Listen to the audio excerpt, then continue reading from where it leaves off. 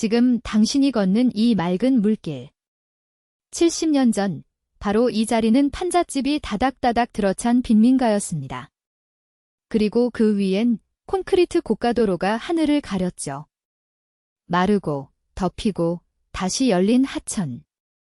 청계천의 70년은 곧 대한민국 현대사 그 자체입니다. 이야기는 한국전쟁 직후로 거슬러 올라갑니다. 전쟁이 끝나자 갈 곳 없는 피난민들이 서울 도심의 청계천변으로 모여들었습니다.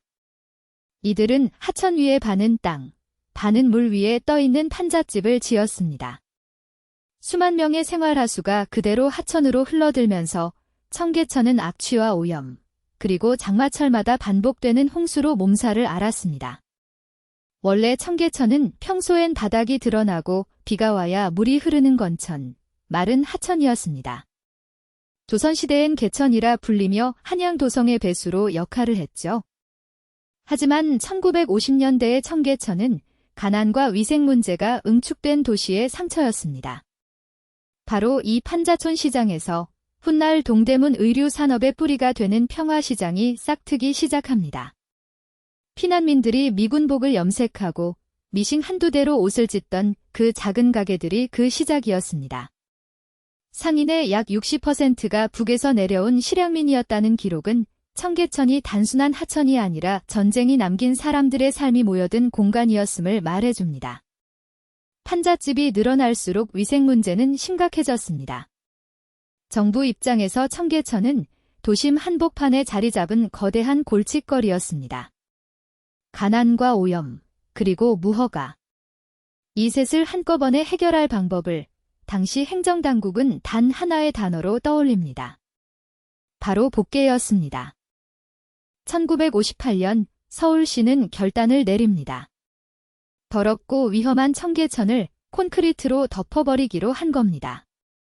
이른바 복개 공사였습니다.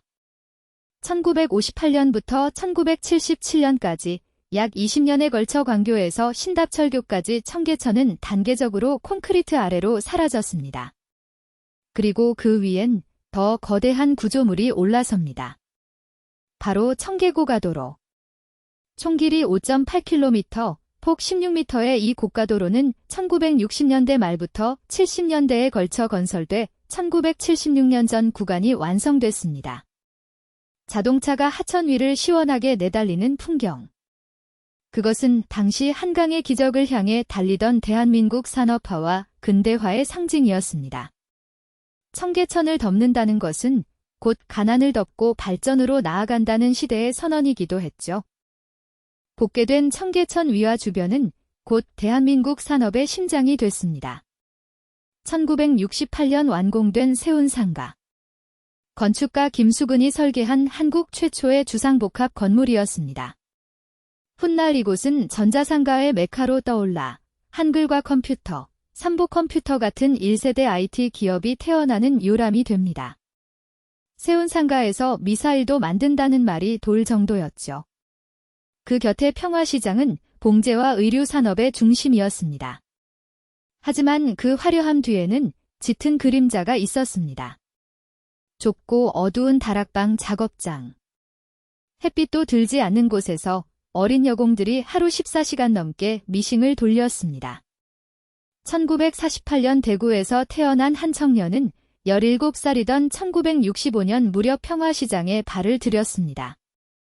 시다에서 재단사가 되기까지 그는 어린 여공들의 참혹한 노동 현실을 매일 목격했습니다.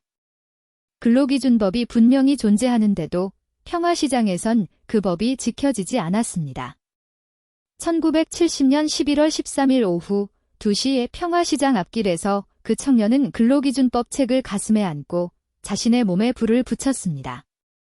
근로기준법을 준수하라. 우리는 기계가 아니다. 일요일은 쉬게 하라.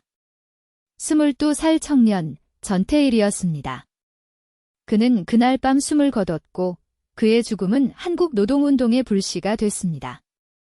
청계천은 이렇게 눈부신 성장과 그 성장이 가린 노동의 현실을 동시에 품은 공간이었습니다. 우리가 청계천을 기억해야 하는 이유는 화려한 전자상가와 의류시장만이 아니라 그 그늘에서 일했던 이름 없는 사람들 때문이기도 합니다. 영광의 시간은 영원하지 않았습니다. 세월이 흐르며 청계고가도로는 늙어갔습니다. 1990년대 고가도로 곳곳에서 안전 문제가 불거졌습니다. 콘크리트 아래 갇힌 청계천에선 오폐수 악취가 새어나왔고 주변 건물들은 노후화되며 슬럼으로 변해갔습니다. 한때 산업화의 상징이었던 구조물이 이제는 도심의 골칫거리가 된 겁니다. 다시 고가도로를 지을 것인가 아니면 하천을 되살릴 것인가. 도시는 선택의 기로에 섰습니다. 그리고 2002년 한 서울시장 후보가 파격적인 공약을 내겁니다.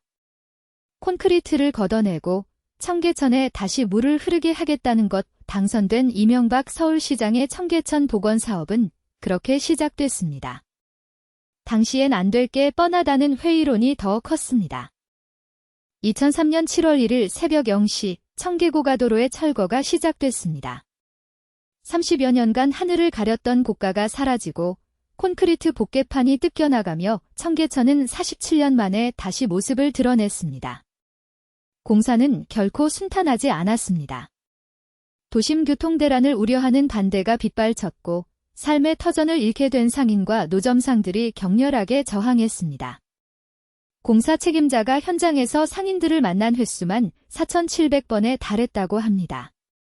마침내 2005년 10월 1일 약 5.84km의 물길에 맑은 물이 흐르기 시작했습니다. 총 공사비는 약 3,867억 원. 개장 후 단 한 달 만에 627만 명이 청계천을 찾았습니다. 하지만 박수만 쏟아진 건 아니었습니다. 가장 큰 논쟁은 물이었습니다. 청계천은 본래 마른 하천, 건천이었기에 스스로 흐를 물이 없었습니다.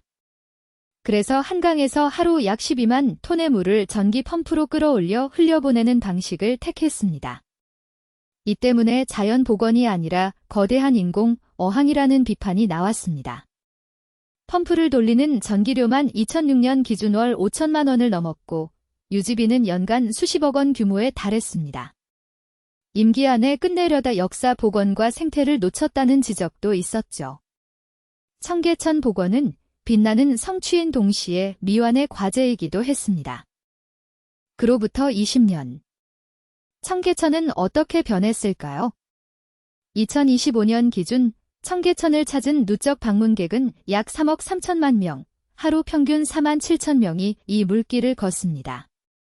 서울 시민에겐 도심 속 쉼터로, 외국인에겐 한국을 체험하는 명소로 자리 잡았습니다. 생태도 되살아났습니다.